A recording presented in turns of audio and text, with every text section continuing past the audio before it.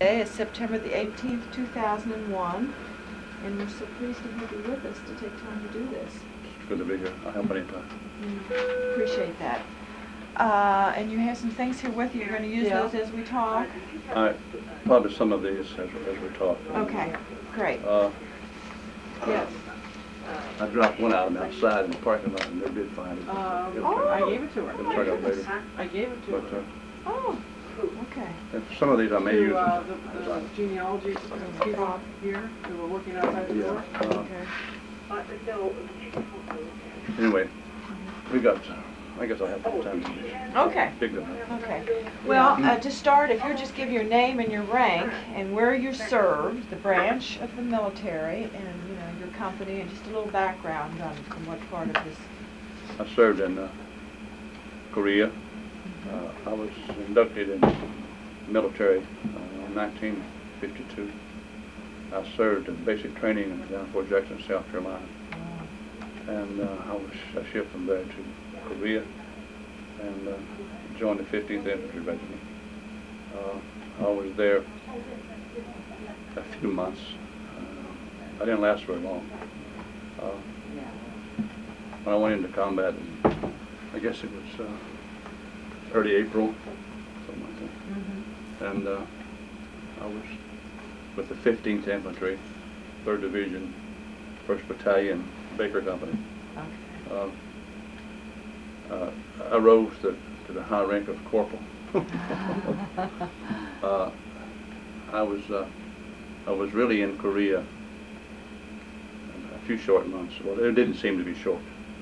A few months, let's put it that way. They didn't feel like they were short. I'm sure it felt like eternity over there. But I seen combat with the 15th in what was called the Iron Triangle in north, near the 38th parallel, which was manned by the 15th Infantry Regiment. Okay, now what is this triangle? It's called the Iron Triangle. It consisted of Kumar, Chowan, and Pyongyang, Korea. And it was a segment of, I don't know exactly how it got its name, the Iron Triangle, but it was a very hard area to penetrate.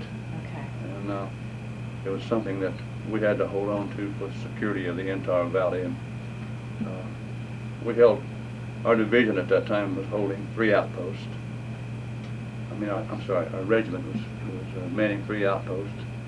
This sounds a little funny, but the 3 outposts was Tom, Dick, and Harry. And they used to go by numbers.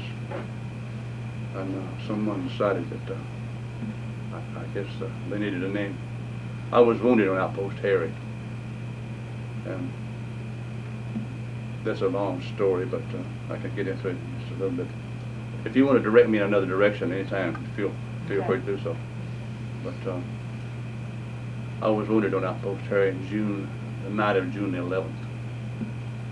Also, into the early morning hours of the 12th. I was listed as wounded, I guess, on the 12th, because that's when they found me. I was in a collapsed bunker with about 4 of the guys for overhead protection. The Chinese had overrun the hill. The night before they had overrun the hill and was thrown back. K Company, some friends of mine that I've got to know recently, K Company, lots of guys were pretty well slaughtered. The reason I got to know some extra people along the way is we have military reunions. We're called survivors of O.P. Harry. That's we started those meetings probably in the 90s, early 90s. That's been helpful to you, I'm sure, hasn't it? Excuse me? It's been helpful to you? Yes, it has. Yeah. The 90s, I believe early 90s, 92, 93, and a lot of this, I go to 2 military reunions per year. Baker Company reunion that I was with, and also an Outpost Harry reunion. So I'm scheduled for Daytona Beach in November. Next June I'll be in Louisiana for the O.P. Harry survivors. I had like I said earlier, about 3 months, and I was out there. It was a nice helicopter. It wouldn't bother me at all to ride another one. It was a beautiful ride. But I had a privilege recent years. Matter of fact, 2 years ago, I talked to 2 of the medics that put me on that helicopter. Oh. I also talked to a 3rd Company commander who was commanding the medical battalion, the medical company that was there at our service. And the night of June the 11th, '53, it's always kind of stood out in my mind. And it seems like every year that date comes around. Just an emotional time for you. Yeah. I had, excuse me, I had 4 friends who were never seen again. Yeah. Just listed MIAs for 48 years now. And all of them from Napatoon. Well, now, you talked about you were injured in a collapsed bunker. Were you the only one that survived that bunker? Well, there was 4 of us in the bunker when the battle was all over. I was wounded before I got in the bunker. Oh. I was wounded twice or more before I left the bunker. Oh. And 2 hand grenades came inside the bunker, and I was wounded earlier and crawled in the bunker on my stomach for overhead protection because of the artillery that was coming. And I remember 3 of the guys vividly: Bloodsworth from Iowa, and Francis from Kentucky, and Moore from Tennessee, Memphis area. And when it was all over the next morning, our forces had come and taken the hill back again. And the hill was so strategic, I guess we were ordered to hold it at all costs, because it was nearing the end of the Korean War when the parallel, or the DMZ we call it, could have been altered somewhat. If we had lost that area, we would put more North Korea into their control, South Korea into their control. And we had King Company was pretty well slaughtered, Charlie Company, Baker Company, and another Baker Company from another regiment.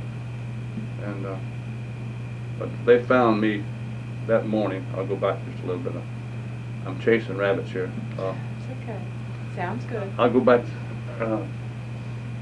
that morning with Corporal Moore. I think he's from Memphis area. He was my assistant gunner. I was a machine gunner. Oh. I'd only been a machine gunner 2 days. Ah. And the enemy don't like those automatic weapons. They want to get rid of us quickly. But the hill was overran by hordes of Chinese. It was estimated that the night that I was there, that somewhere around 1,800, and against a company of men. The night before, when my friend Markley, the company commander there, they estimated that they had 2,300 attacked, and it averaged anywhere from 23, 25 down to 1,500. And this siege, we called it, lasted from the 10th of June to the 18th, fighting over that one hill. And that one hill is, that's the one hill there. That's what I'm talking about. That's the outpost area. I have several shots of it, you know, and I was able. Getting that? I was able to acquire these. It is estimated, I have some figures here, 1,780 people, 1,780 casualties in 8 days. Oh my. And this is the shot. You can see the smoke was an artillery round just exploded. So that's what Outpost Harry looks like. I had never saw it in daylight. I'd only been there at nighttime. And I walked into a reunion 39 years later, and I seen a 16 by 20 of this mounted on the wall, and I knew immediately what it was. because the one night that I had spent, the night time that I had spent. But when the man came up, the company came up the hill. I have run into people recently that came up that hill and picked me up. Oh, yeah, you I had found said them that. at our reunions. You know, we have. Yeah. But I would have presumed that doesn't happen very often, no, that you would find. no. Yeah. This battle was listed as, I just saw this in a month ago. This battle of O.P. Harry was only last, let's see, was listed as in the top 20 battles of the Korean War, and it was listed as number 18. This has been on O.P. Harry. That's your Bible? That's my Bible. Okay, got upside down. And guess who? This Bible, these were issued a long time ago. That's a piece of Japanese money. 1 yen takes 360 of those. 180 of those to make $1 now. Jeez. This is a nickel. No coins. We carry no coins in Korea. That's a nickel and military payment certificate. We used to call it scrip, military scrip. Only good overseas. Anyway, this Bible and one item I dropped outside, my combat infantry badge. I lost it out there in the shrubbery somewhere. That's the only 2 items that I maintain right now that came off of this hill. Okay. It's got a little bit of mud, and coffee, hot chocolate, maybe blood. I don't know what all it's got on it. Well, here, let's lay it over here with pictures. But it was signed, New Testament. dedicated by Franklin D. Roosevelt. Oh, there it is right Because there. it was issued in the 40s, when during the time of World War II was going on. Mm-hmm. And I hope I'm not jumping around too much, but when they found me on the hill, the next morning I was wounded about 12:30, 12:15, midnight, and Bloodworth and Francis were dead. When daylight came, I realized they were dead because the grenades that came in the bunker got real close to them. Okay. It's what we call concussion grenades. There wasn't a lot of shrapnel. Oh. The loud noise just destroys your head, your eardrums.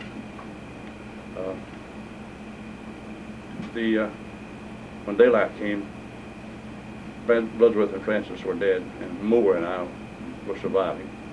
And I had a tourniquet on. I put a tourniquet on one of his legs, or gave him my belt to do so, and he put one on the other leg. Both legs were bleeding severely.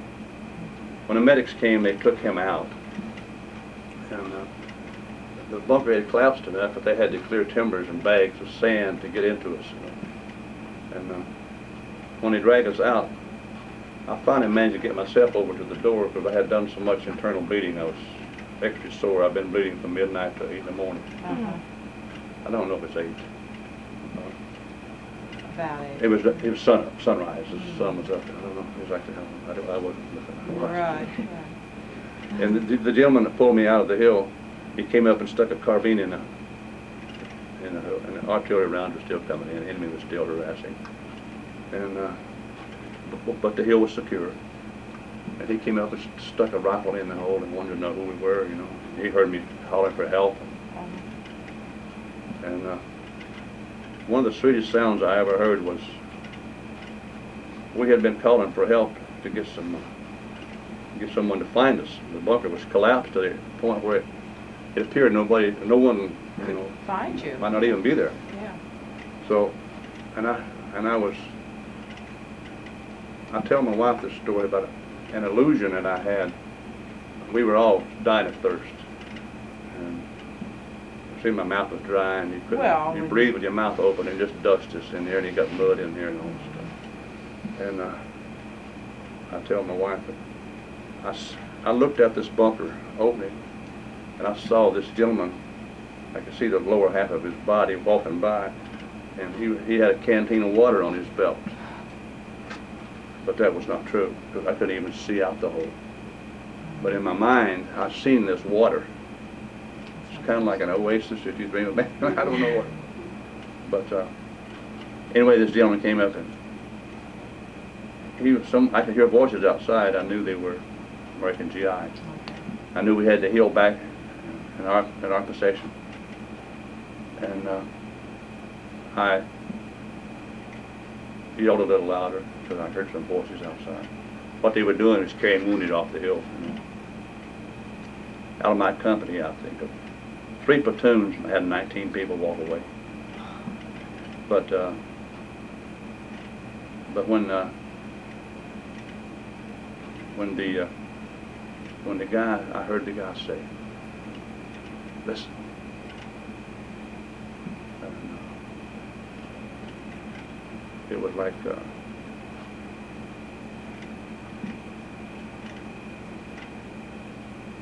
of like prayers been answered. Oh, yes. Sure. And he came to the bunker and inquired who we were, and we told him. He cleared away some debris, and I helped Moore get over to the door so he could pull him out. And I knew the other 2 guys were already dead. But then they came back for me later, and he asked me outside. I told him, I said, I was a cost-conscious soldier. I said, I lost my .45 inside to get it for me. And he said, what do you want with it? And I asked him what company was running. He said, Baker Company. I said, I've never seen you before. And he said, I'm Baker Company, the 5th RCT, 5th Regimental. I said, oh, different company, different Baker. And he said, anyone else in there? And I got myself over to the door where he could reach in and get me and drag me out backwards.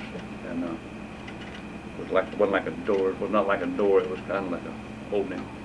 And when he took me out, he asked if there's some more out there. And I said, yeah, there's 2 more. But you can take your time and have a chance. They're already gone. And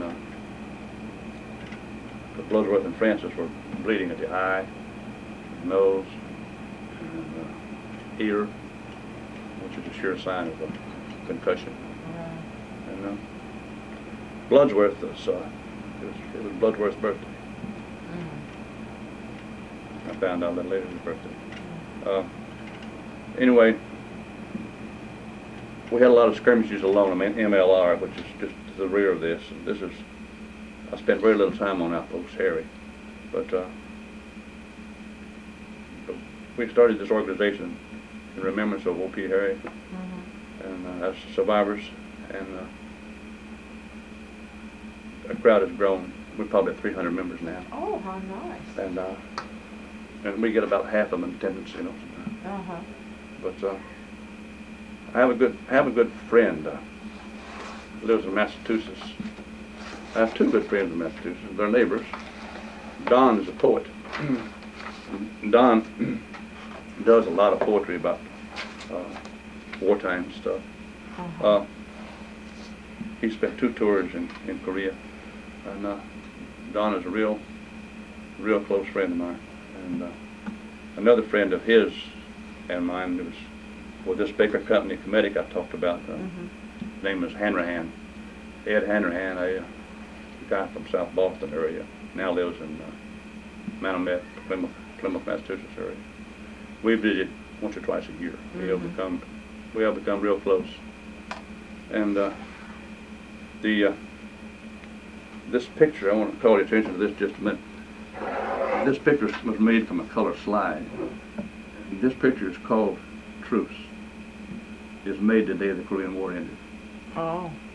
And it was made by the same fellow that made these photos. But we didn't know the guy in those days. His name was James Jarboe, who had become a member of O.P. Harry. Oh. And we found him in California 39 years after the fact, but just by chance.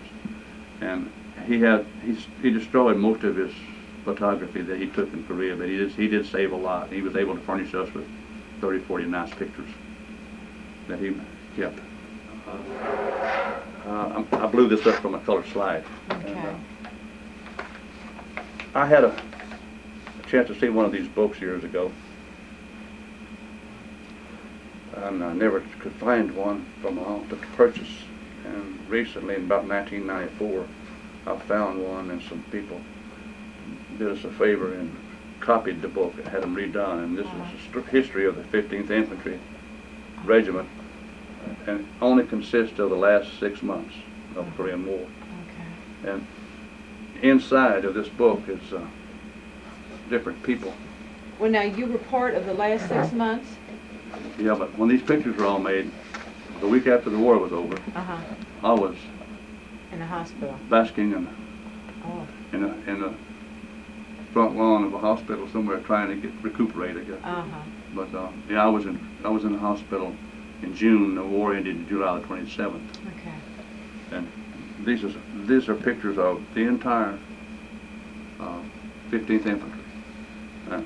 And my company's in here, my platoon is in here, Mm-hmm. but 2 or 3 of my friends are there that I recognize, but I'm not there. Because I was, and over in the back of the book, it gives the casualties of 15th Infantry Regiment during the last 6 months of the war. And this program, this is starts. These are all personnel killed in action or MIAs. Mm-hmm. This next several pages, and this is my company. Starts here, B Company, and I have 1, 2, 3, 4, 5, 6 B Company dogs on that page, and 2 more here, 3 more. These are all friends of mine, and most of them were lost at one night. And this goes through company by company, all the way through each battalion, which is 3 battalions per. Then it goes into silver stars, crosses, the distinguished service crosses, and bronze stars and silver stars are listed throughout the. And I did get a chance to get in on one page here. Good. When I got the bronze star in May 22nd. When I was told I was recommended, I'll be recommended for Bronze Star, and I said, "What for?" I said, "Well, for what we did tonight." And they said that I exposed myself to enemy forces, and I did this and I did that, because we ran out of ammunition. And I was gathering it up over the battlefield, and from time to time, and I was recognized for that. And I asked them, why would I be recommended for a Bronze Star or anything, especially as a private. I didn't even have a private first class rating at that time. I said, well, as a little private, why? And he said, well, that's just the way it is. I said, well, I thought that's what I was supposed to do. He said, whatever you think. But he said, me and my gunner and some more people were decorated up there 4 weeks later. That's nice. Region leader. And I just kind of put all this aside when I came home from the Army. I was married at the time. Oh. And I came home from the Army. I was married a year before I went to service. Had no children. My wife, Cora, she's from the state of Tennessee, the same place I was born. And of course, just to throw in a little bit of family history, I have a daughter who was married. Daughter Sandy was married to Robert Verhager. They have 3 beautiful granddaughters of mine. And my son married Barbara Pritchett. She's from Alabama. He lives in Texas with her now. And they have two of my grandchildren in Texas, Josh and Callie. My 3 granddaughters live locally are 17, 12, and 3. Oh, what a span. Sisters. All look all identical. But they're Allie, Sarah, Allie, and Haley. And today I have Haley at my house. We babysit 2 days a week. But when it comes to the combat entry, as far as being able to inject a lot of people, I mean a lot of combat experience like some people are able to do, especially in World War II. This is the highlight of my stay in Korea, Opie area. This is what really I remember the most. Oh, I can understand. But I was on other outposts, and I was on the main line of resistance for 3 months, and I was in blocking position, and on the main line and back on blocking position. A blocking position in Korea was you're sitting back a mile from the line, and it's kind of a recuperation, but I didn't want it, because if something happens up front, you're the dude that goes and plugs the hole. They pick up these guys and they pick us up and send us to take care of this spot. This hill is being overrun. There's a line breakthrough. I'd rather stay on line. Sometimes I was on an outpost. I was on Outpost Tom for several days. And Outpost Tom is 270. Now, I don't mean much to you, but that's the elevation. Oh. Small hill. And we maintained that for years and years. I was out there twice in Outpost Tom. But Tom, Dick, and Harry, they were all manned by our regiment, 50th Infantry Regiment. One of the stories, I didn't make any notes on that. I probably should have. You're doing just fine. I probably should have. But I know I'm chasing rabbits a lot.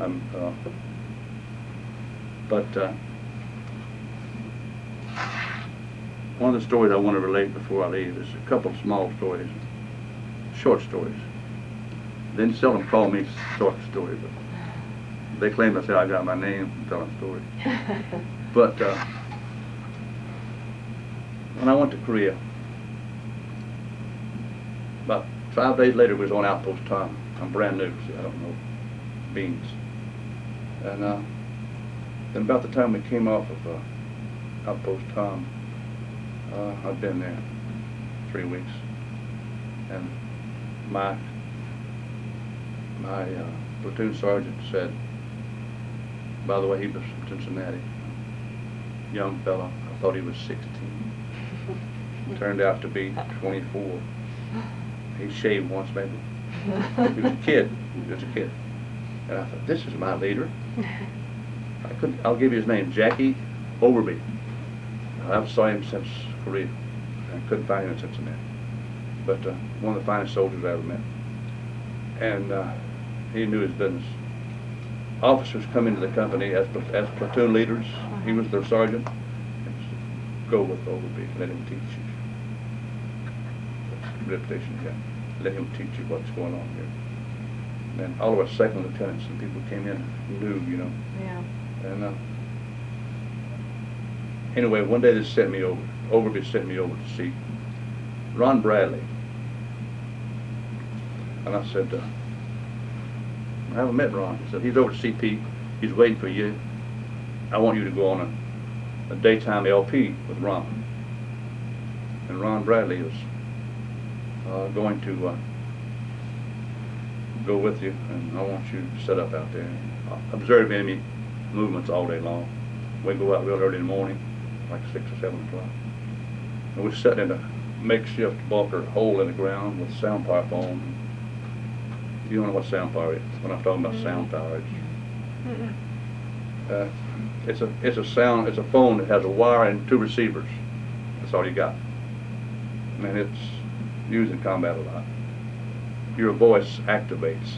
Okay. Your voice activates the generation. It goes, one generates the power through the action of your sound of your voice.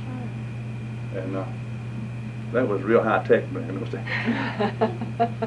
Of course, we didn't have computers or anything, but and lucky to have a decent radio. But he said, you're going over to see Ron Bradley. And I go to see Ron, and he's been briefed as to where we're going. Well, he's been in Korea a week longer than I. And I think this kid, he talks like he's big time, you know. He knows what's going on. But he was the type of kid that he learns fast, and he knew what was happening. And he'd been there. He'd been on this LP once before, and it's sitting out in the middle of no man's land, like 300-400 yards in front of the main line of resistance. And we're watching enemy territory, and we're to be there all day. So we talked about back home. He just got married a year before, and I had been married about a year. And he was from Omaha, Plattsmouth, Nebraska, Omaha suburb. And he and I talked most of the day, and observed with binoculars and all this stuff. And nothing much to report. Everything's kind of quiet. And I said, how long have you been here? And we talked about this, and we talked about, we ate our seed rations, and we talked about the family back home, and And Ron said, I've never told the family where I am. Oh my. And I said, well, I'm going to. I don't know if I mentioned it in my last letter or not, but I'm going to tell them. And he said, I'm not going to tell them because they'll just worry more. I said, Ron, I think it'd be better if you tell them, because someday you might get injured, you might get wounded, Oh, yeah. and that'd be a real shock to the family. And he said, if I tell them, I'll just make my mom worry more, and my wife's expecting a baby, and I don't want. So he said my wife is going to have a baby in August or something like this, and we're talking April, early May, and he said, I can't tell them. I'm just going to let it lie. And I said, well, I think I made a mistake. And he said, I'm just going to let it go. I'm not going to bother. And we spent the whole day, and I saw him from day to day. He was what they call a platoon runner. Carried messages Right. everywhere, and he was very fast, very hypertension type of person, you know. And he was very hyper, and he was busy all the time. O.P. Harry, the night of the 11th, he disappeared. He's never been seen. And Zeno is in this book here. Zeno, Ron, and Lieutenant Holliday disappeared. They have never been. No They have sign. never been. No sign. No nothing. And when Ron, I say, it had been several. I'm trying to think. I talked to several people, and they believed that Ron had died. I don't think they were eyewitnesses, but they believed it. They believed that he had died along with Zeno and the lieutenant. And I never had anything concrete. Didn't have an eyewitness that Ron really died. Right. But we're talking about fast forward now. Fort Knox, Kentucky, 94. A guy comes up to me, Ed Hanrahan, and he hands me a piece of paper out of Graybeard's publication. Graybeard is another Union group out of the 3rd Division, I believe. And he handed me a clipping out of the paper and says, and he said to me at the same time, Ed said to me, did you know Ron Bradley? And I said, yeah, I knew Ron Bradley. And I said, I talked to him a few times. We spent a whole day together and something. And he said, read this. And I read this article. And it's asking, if anybody has ever met Ron Bradley, please call. And gave a phone number and an address. And Eddie said to me, Walden, you're the only one that knows Ron Bradley in our reunion group. And I said, don't put this on me. And he said, you got to contact this person. And I finished reading the article. I said, who is this from? He said, just read it. Don't ask me any questions, just read it. And that's my Irish buddy from Boston. And he said, well, what do you think? And I said, I'm putting this together. This is the pregnancy. Oh. This is the pregnancy. Yeah. He said, my mom's expecting. And I won't tell him. My wife's expecting. And my mom don't want to worry my mom. I don't want to worry my wife because she's expecting a baby. And Eddie said to me, you got to contact this lady. Yeah. And I said, well, give me some time to think about it. And I took the address. So this was a daughter, right? Yeah, this is a daughter of Ron Bradley. Okay. And she said, I called this number. No. I just took I didn't make a call right away. I decided I would just write a letter, and I wrote 4 pages. And I wrote this lady a letter. Her name is Rhonda. Top of Rhonda. That's me. And I wrote a 4-page letter, and I took it to a friend of mine and had it condensed somewhat and typed out, and I sent her a 2-page letter and tried to explain to her what I thought happened to her father. And I kept a copy of that letter. That was in 93 or 4 when I wrote this letter to her. And I sent this letter, and I told her how awful war was, and I said, Rhonda, you don't want me to tell you what I think really happened. How he was annihilated. I mean, you don't want me to describe what I think could have taken place. Because these 3 men just disappeared, not a piece big enough to put together. Yeah. And I said, it took me 10 days to mail that letter. And I finally just chucked it in the mail and Walked away from it. and see what would happen. One day I walked in out from the patio in the backyard mowing grass, and the phone rang, and I picked up the phone as I walked in, and she said, Walden? Yeah. So this is Rhonda. I said, Rhonda? She said, yeah, from Plattsmouth, Nebraska. I said, oh, you got my letter? She had never heard of me before. You got my letter? And she said, yeah, I still got it in my hand. And she said, I appreciate this. And I also would like to ask you if I can mail a copy of it to my mother in California. I said, by all means, yeah, whatever you want to do. And Rhonda was been very active in our organization on our reunion. Since then, it took her a couple of years to decide to come to one of the meetings. And I have met her 4 children, and I became her grandpa to them, one of several, and the grandson. The first time I seen Rhonda and her youngest son, it just gave you a chill, because the hair, the tooth that her grandpa had, and the size, hypertension.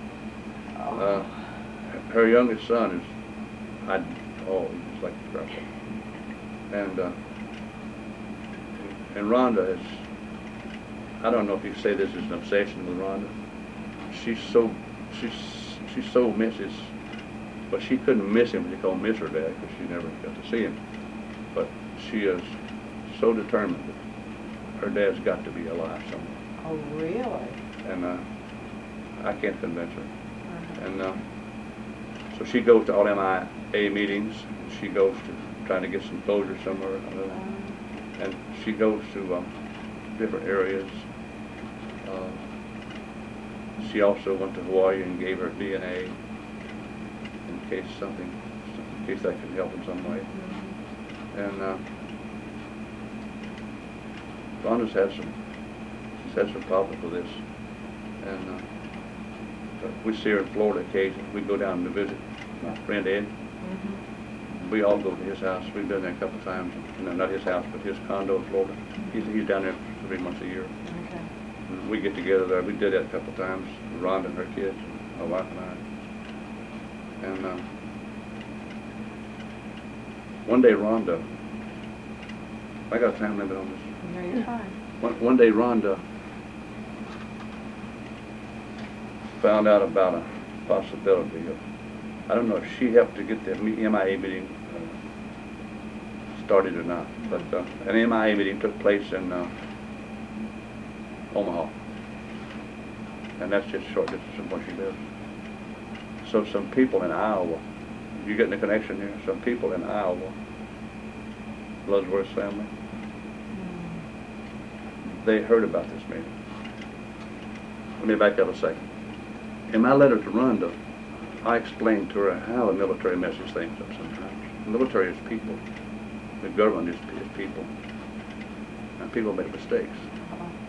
But here's, I told her, talking about her father, I said, Rhonda, in my bunker, Clarence Bloodsworth and K.D. Francis, I remember the middle initials and something. Kay Francis and Bloodsworth died in my bunker. Now, I found out in the 90s, K.D. Francis was killed in action. According to Army reports, Corporal Bloodsworth was listed as MIA. And they're sitting side by side. My feet's touching them. Right. My feet's touching their feet. And I said, Ron, think about that. How do you explain this part? I said, how are you going to explain that one? And I said, strange things happen. And I said, you know as well as I, that the old saying is true. War is hell. There's no games. We don't play fair. That's not what war is all about.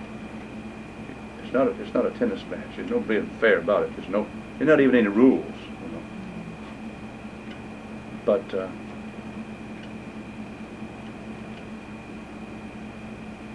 when she went to this meeting, the lady at the entrance said, "You can't be a husband, a wife of him. You're too young." So the day she made that phone call to me, I said to Rhonda, "I'm not going to ask you how old you are because I already know." And she said, "August the 1st, I'll be 40. So I've known her now for probably 8 years. And when Rhonda went to this meeting in Omaha, there was a lady who said, she told the lady at the door, she said, "No, I'm really here about my father. He was MIA. She said,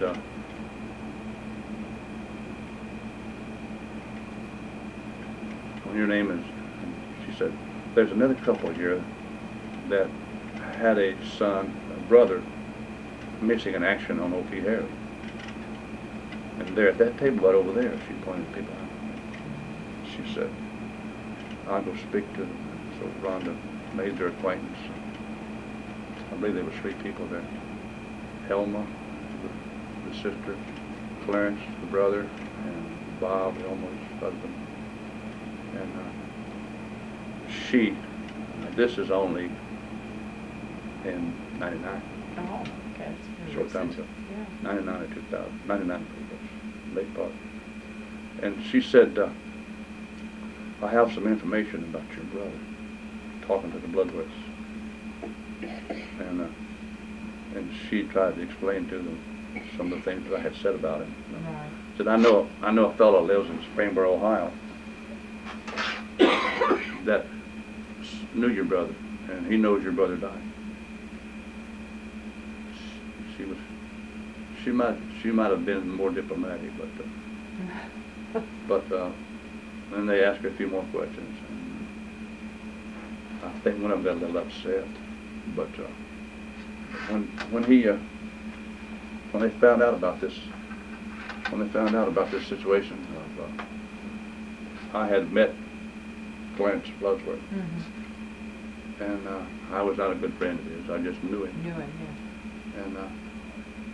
And I knew he died. But I was not able to explain. I can't explain to anyone why he's listed as a MIA. In Washington, D.C., he is still recorded as MIA. But the records right now will show died while missing in action. And when they do that, they can pay the insurance for him. They can pay the insurance off. You know, you can't get the GI insurance if you don't have that. They're MIA, you get no benefits. I didn't realize I that. didn't know that either.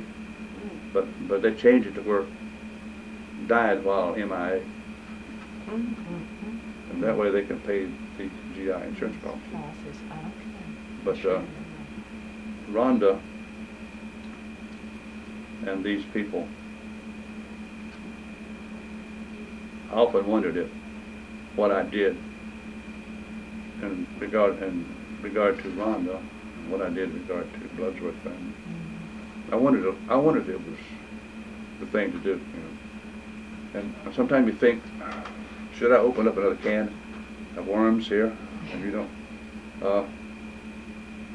And Rhonda, when Rhonda went to this MIA meeting in Omaha, well, she opened it up for me, you know.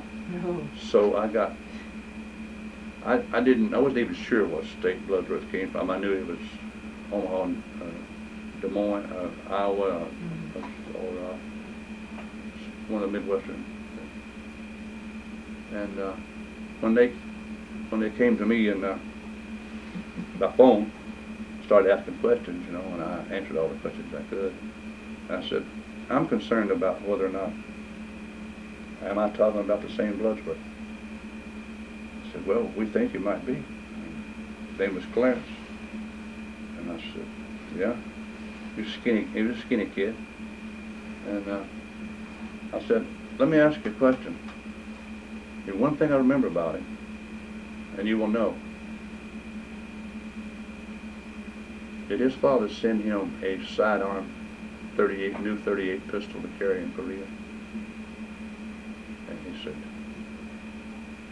I'm pretty sure he did. I'm not positive, but then the brother said he didn't know. The brother didn't want to talk about it too much. Right. The sister was very concerned. And I said, what were the belongings sent back from Clarence's? And she said, a box and inside of it a gun wrapper. Oh. Wow. And also they sent back the billfold with his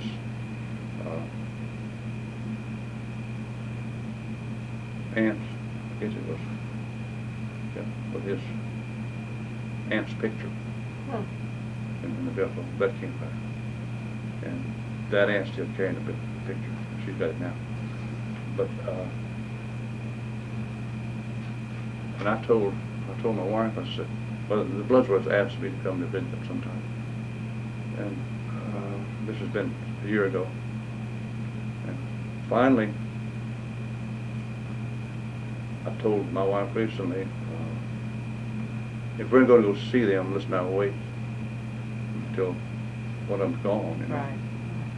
So I said, what do you think if we go this summer? So 3 weeks ago we went to Iowa. Oh. And never been there before, never seen either of them, never seen a picture of them.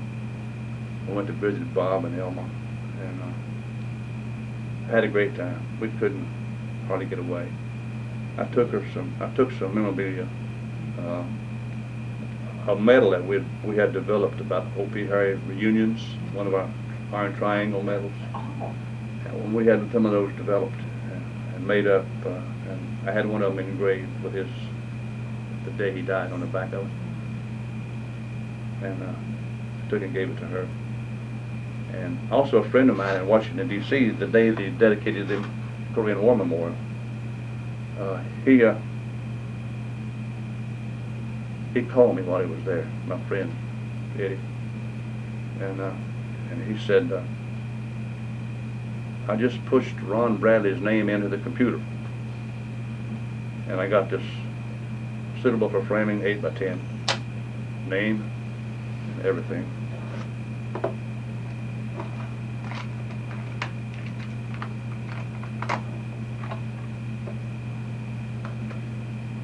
Okay. And Ed said to me, I just punched in the computer. It's something that's supposed to be an ongoing thing.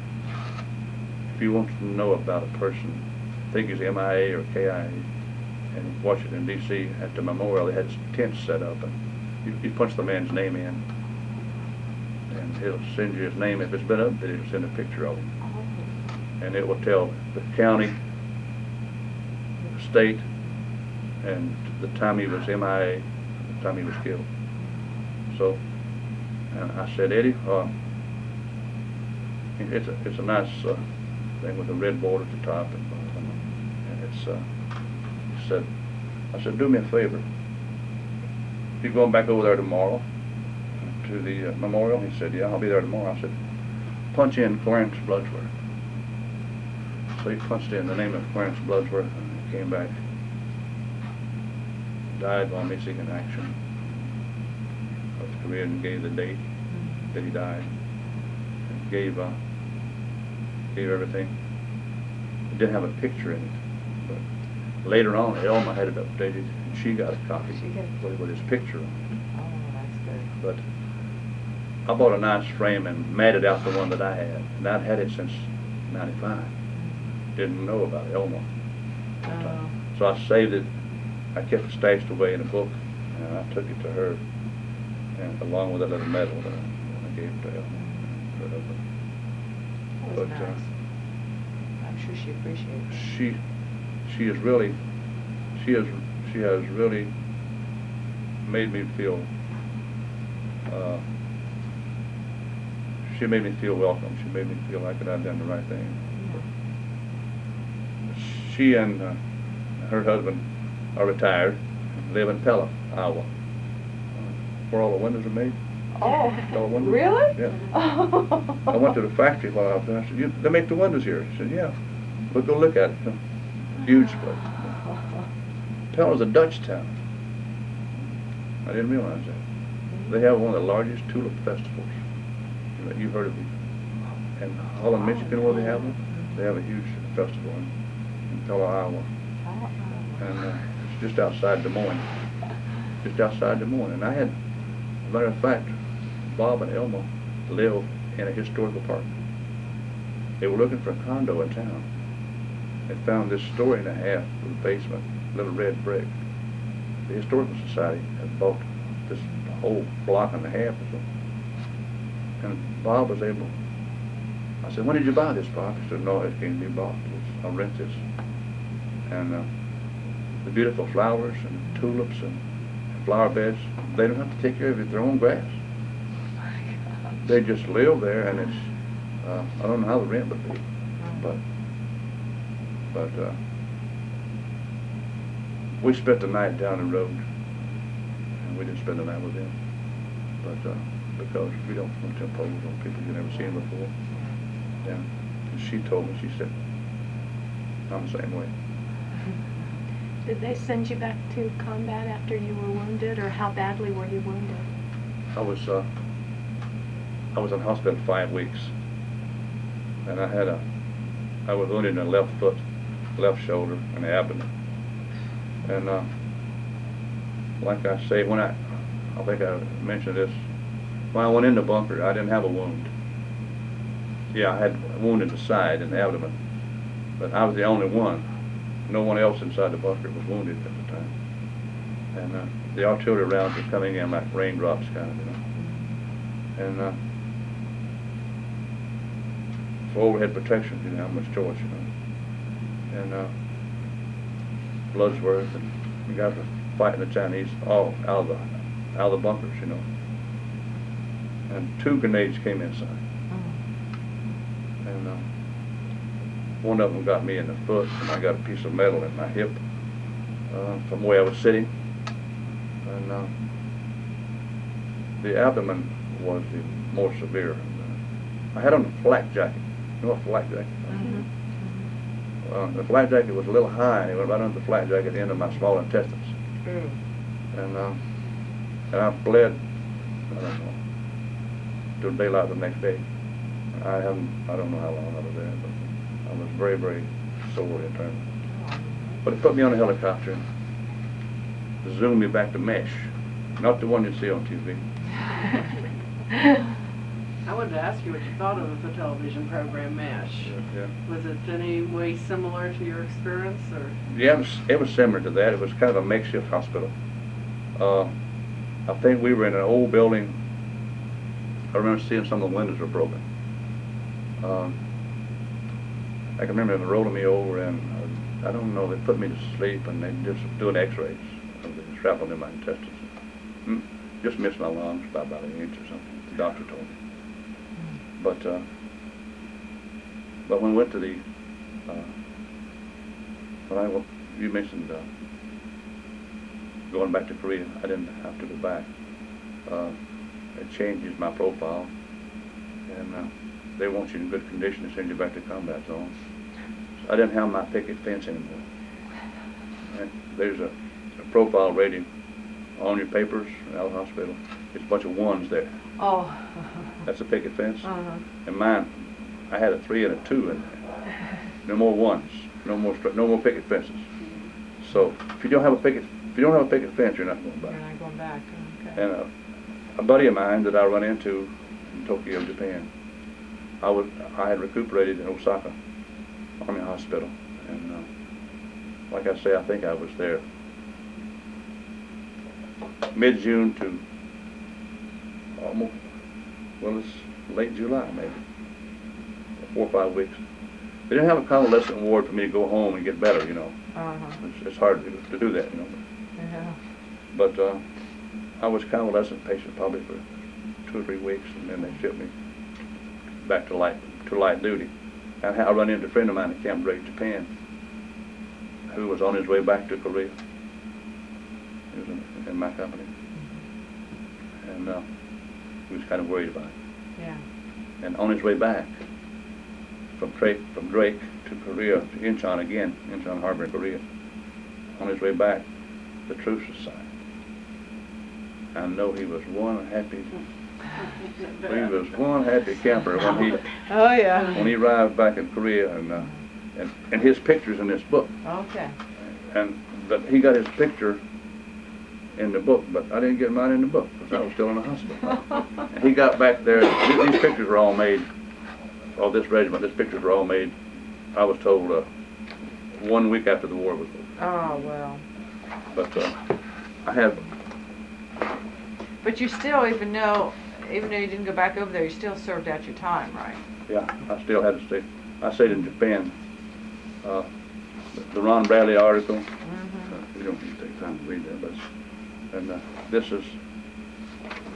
that's Rhonda's father. This is one of the articles that she wrote along with her death. This is the Iowa young man from Pella, Iowa. And Mr. Warnke heard about these 2 items, Springboro Press. Mr. Warnke heard about that, one of the writers of Springboro Star Press. And he asked me for an interview. And this is what he did for me. And he wanted a before and after picture. And the after picture there looked like I'm real bad shape. I'm not as bad as I look. This is made in '53. Okay. 90. What is it? What's the date on that? 2001. 2000. Just 2000. Just a quick rundown. This is just an efficiency report that I got. I was always proud of. I looked like I was a good guy. And this is recommendation for awards. That's how they do them, you know, like for Bronze Stars and Purple Hearts. And this is, you've heard people talk about, if you've ever been in the military in recent years, DD-214s, that's when you get out. That's when you're getting out. But I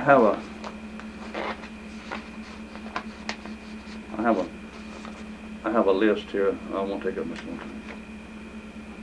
This is a Outpost Harry Your association. newsletter? Oh, okay. A newsletter we get about 4 times a year, and this is some of the officers, and I even got elected the last time in the officers column, and this is Baker Company, one of the Baker Company people units that I meet with. We're about as strong in membership as O.P. Harry, almost that strong. But just to give you an idea of the Korean War, this is something that I run into recently, Freedom of Information Act. I even have morning reports from Korea, whole month of June and July. Years ago, you'd have no access to that. But some gentleman sent me a copy of those 60 days because he knew I was interested in what took place in that era. That's wonderful.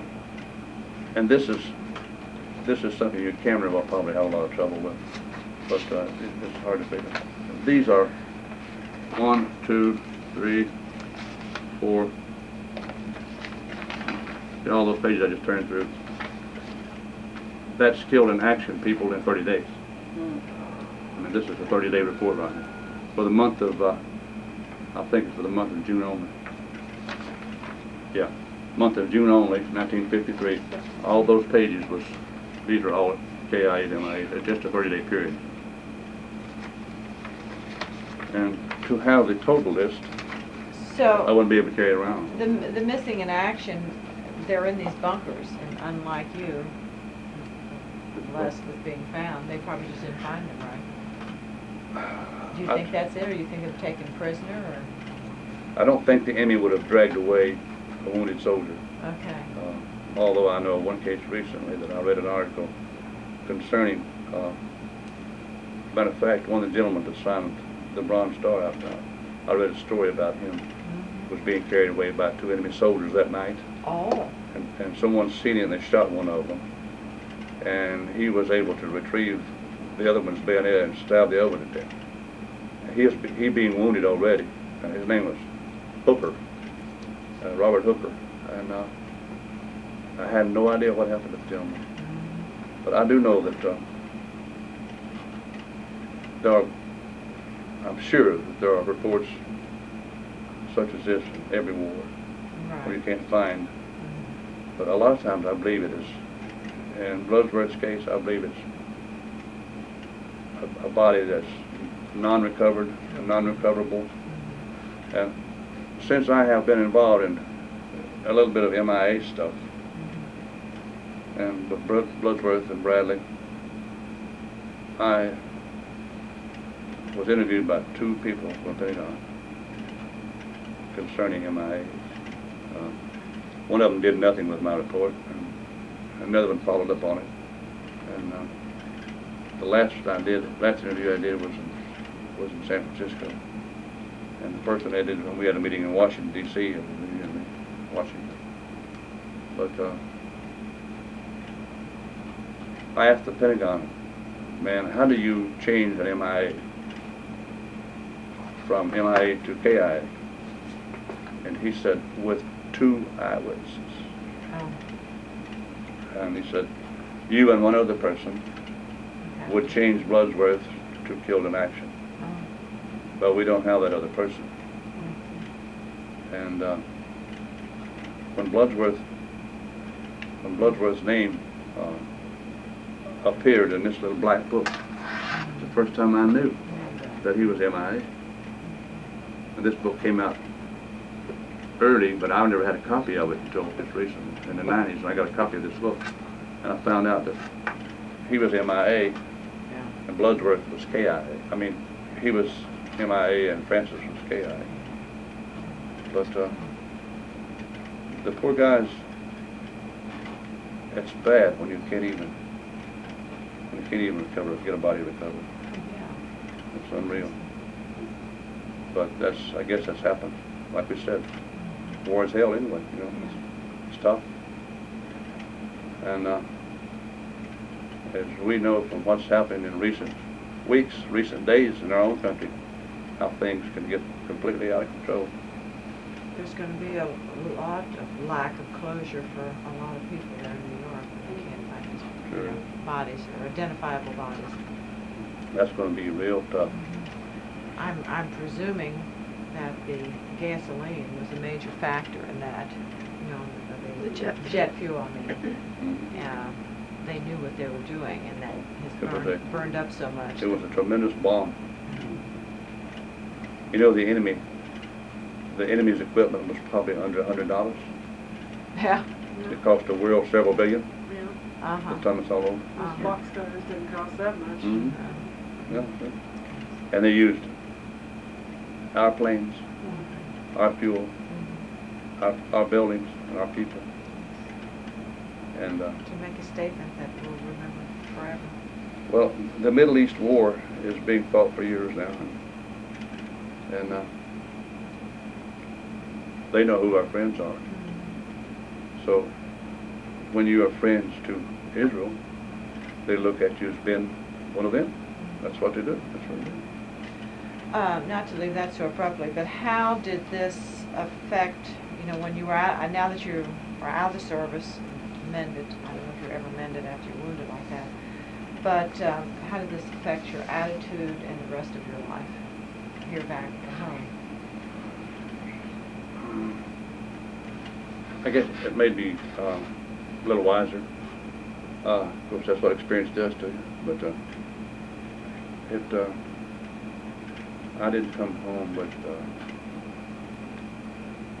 I came home with no bitterness at all. And I looked at it as just one of those things that's happened. Everybody does his share, and I didn't have any problems. And as far as adjusting, no problem. I took 6 days vacation and went back to work. And what The company said, you got 90 days. Oh. And I said, to make up my mind, do I want to work for GM again? Oh, Jim. So I said, why not? You know, I didn't have any other better jobs. Okay. But I had 2 years seniority with General Motors when I was drafted. Uh-huh. See, I was drafted from the state of Tennessee because I finished high school there, and I took a job with GM in '50. Okay. I had 2 years when I went into Korea in '52. I got into Korea in early '53. But no, and my wife worked and moved in with her mom because she had 3 or 4 sisters there, younger than her, and my wife and we had our first child after I'd been home 2 years probably. I have a son that's 45, and I have a daughter that's 42. My son Jeff in Texas, and he's got 2 of my grandkids. Yeah. I got a 13-year-old grandkid who's 5'11", and I'll see him about once a year. I go to Texas once a year. Yeah. And I'm having a 50th wedding anniversary coming up, and my grandkids are going to be there. And I'm all together again, whole game. Great. But as far as adjusting, that you mentioned, I don't have any problems with Life goes on, right? life goes on, and I kind of erased this from my mind, you know. And one day I picked up my VFW magazine, and there's a sign that says reunions, and I was just glancing over, and it says O.P. Harry. And I said, nobody else knows about that but me. Ain't nobody. Surprise. There's nobody around that even knows about that place. I'm the only one who remembers that place. So he gave me a phone number to call. I called a guy in South Carolina and found out about what was going on. I went to the first meeting of 27 of us. That was their second meeting. I was in number 2 meeting. Oh, well, you didn't miss it by far then. I didn't miss the original very far. And then almost happened the same way with Baker Company. Some people introduced me to Baker Company. And Baker Company means all of Baker Company throughout all of Korea. Okay. So we have a pretty good following there. Well, I think a certain time in your life you're ready for that. I mean, you're not. Yeah, you're after not we ready retire. Yeah. And you get in that state, you have time. You take some more time. And you cherish them. And you cherish a lot of memories. And I had just kind of wiped this out. And then I seen this sign in the paper. Outpost Area Association, Survivors Association. And I said, I've been there. So I told my wife, I said, you want to go to Fort Knox, Kentucky? That's close by. Yeah. I said, yeah, we'll go. Yeah, we'll go to Fort Knox. One more little funny story. I walked into this meeting in Fort Knox, Kentucky, and first military reunion I ever heard of, I went to. And some gentleman approached me with seeing my name tag, and he said,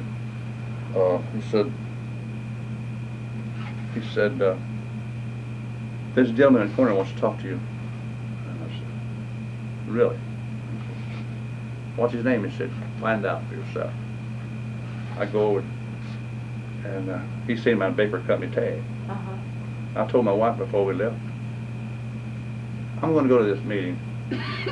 If I see one Baker Company guy that I associated with, I'll be happy. It'll be worth the trip. I'll be satisfied. So we go down there, and I walk, and he says, go to that guy in the corner with the green shirt, wants to talk to you. The guy hadn't mentioned talking to me, but we had the same kind of name tag. I walk over there, and he said, he's looking at my name tag, and I walk straight to this guy. And it's kind of like some kind of a omen or something. But he said, he stood on his feet, he said, Baker Company. And I said, you Baker Company? And he said, Don and Lenny wanted me to drive down here with them to Massachusetts, to Fort Knox. He said, well, I'll go. I might see one guy from Baker that I would not make my day. So guess how many people were there from Baker Company? 2. And we have been, and that's my friend Ed. Okay. That's the guy from Boston. Oh, great, okay. And he has been, see, I go to see him in Florida. He comes to my house almost every year. Mm-hmm. I've been to his house 3 times in Massachusetts. Mm-hmm. And we've become real close. That's great. And he was a Baker Company medic. Oh. And his good friend was the medic that put me on the helicopter. Uh-huh. And I talked to the guy who was in charge of the medical company at a meeting in Washington, D.C. recently. And I said, Dr. Lee, how long did it take the chopper to get me to Manch Hospital? I said, it seemed like forever. He said, it's about 20 miles. But he said, did you like the ride? I said, it's the best. It's one of the old helicopters Uh-huh. that you see them in mesh. Yeah, that sound. They're strapped on the outside, Yeah. and they got the band over across you, hold you on there where you don't fall off. Yeah. Oh. And that was before we had technology, you know. Yeah. Well, we thank you so much for this, for sharing these intimate stories with us. I I consider it a pleasure to be here. And